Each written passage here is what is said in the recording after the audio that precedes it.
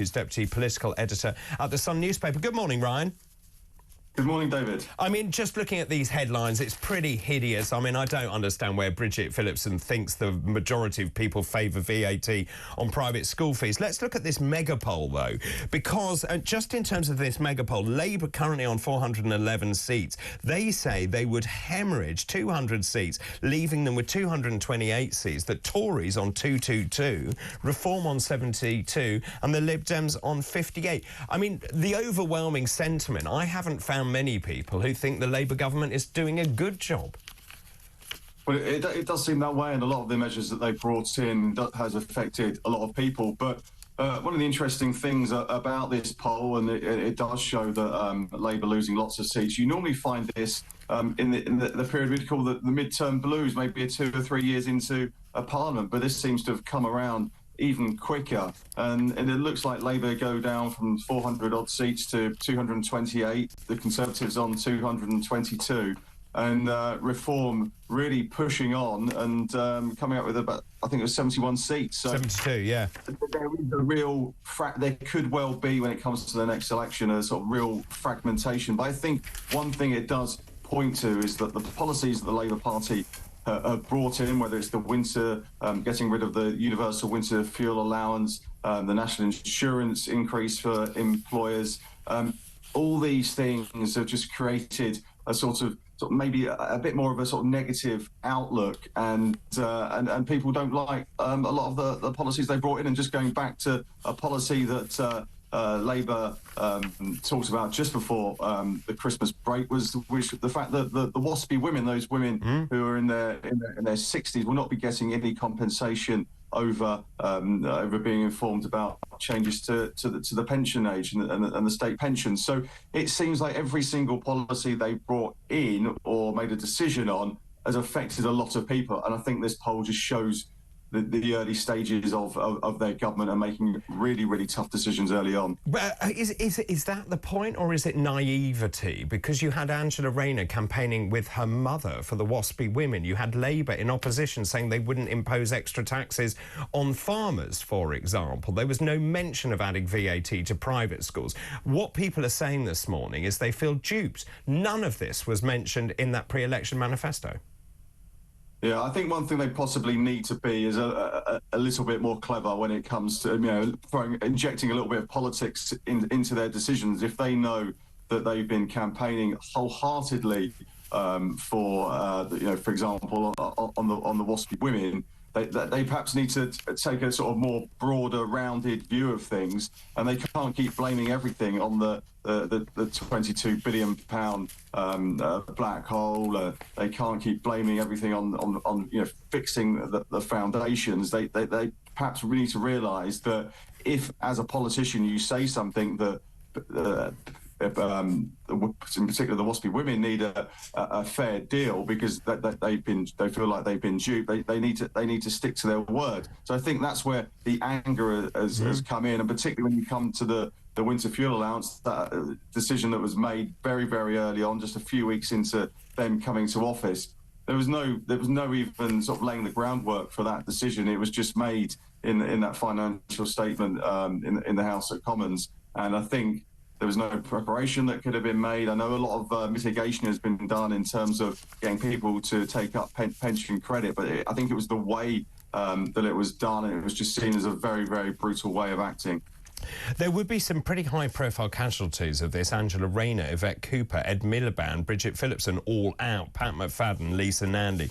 There's another story as well. Britons believe 2025 will be worse for the country than 2024. This is by a 2-to-1 majority. And this is obviously going to prey or weigh heavily on Keir Starmer, because he's already had a pretty desperate start to that 6 months. But if people are not optimistic, and it's interesting why people are not optimistic, and they cite two main things. One, the level of immigration, particularly illegal immigration into this country. And Keir Starmer saying he was going to smash the gangs or stop the boats. Well, that's not happened, has it? And secondly, just the pure numbers of people waiting for NHS treatment.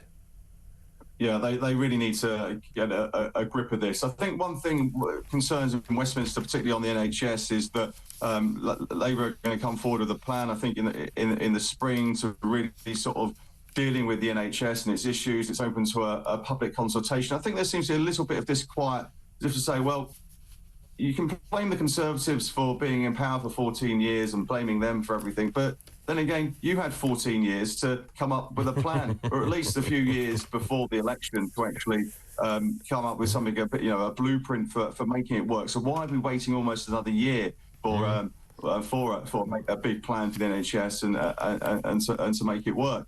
I think on illegal immigration, I think that's going to be a big problem for Keir Starmer. As you say, he talks about smashing the gangs and dealing with the problem upstream. It's really going to take a lot for European partners and Britain to come together to try and deal with this. And the numbers the numbers of people crossing on the illegal crossings in the Channel just keep going. It's over 1,000 since Christmas Day, 22,000 since Labour came to power in July, and obviously we passed that 150,000 mark since 2018. So that just needs to get a grip of the situation. But again, it's going to be very difficult to solve.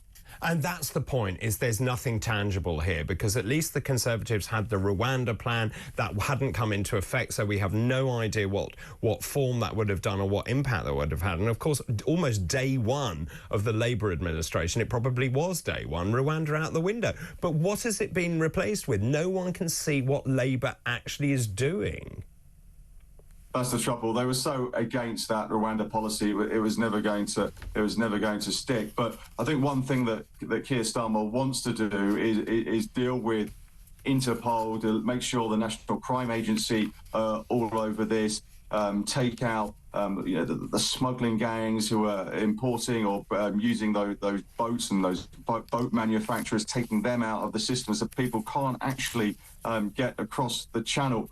But the trouble with this, and I think all politicians will recognise this, that there is no one silver bullet. I think you're going to have to deal with bilateral agreements with other countries to make sure there's a returns agreement. We saw the numbers coming from Albania going down under the Conservative government, mainly because the people from Albania realised if they came here, they would be pretty much sent back in short order. So that's where I feel like the policy probably needs to be developed, and possibly having a bit more time not meetings, but certainly speaking to the French about the £500 million that we gave them, and just making sure there's a bit of a more joined up thinking, making sure, one, that we're getting value for money out of that, and also making sure there are sufficient patrols across the French coast. It just seems, and maybe I'm partisan here, but it seems that Starmer just doesn't have any ideas or optimism to boost growth in this country. He's actually written to the UK's main watchdog saying, can you come up with some ideas for us to boost economic growth? What? You're the government. You should have the ideas. Yeah, I think I know there will be anger about this. It does look like they're searching for ideas. I think Rachel Reeves did speak about this in I think it was the Mansion House speech a few months ago. So I don't know whether this is just going through the motions, but it does seem odd that you are writing to the regulators if that's your only source of growth. But they have got other big ideas when it comes to sort of planning reform, building more houses. When it comes to green policies, they see that as a big way of boosting growth. But we go back to the budget, and those growth figures were pretty poor. You input all the Labour ideas to boost growth, and the OBR, the independent forecaster, said that growth would be less than 2% over the next 5 years, which is pretty poor. So it's going to be tough for the country, and if you don't have that big growth, you don't have the big tax income from the public to pay for public services, so things get harder. Can I just ask you finally, if I may, about Kemi Badenoch? She walked into a massive trap, I think it's fair to say, with Nigel Farage and the counter. She said it's an automated counter. We've been watching it.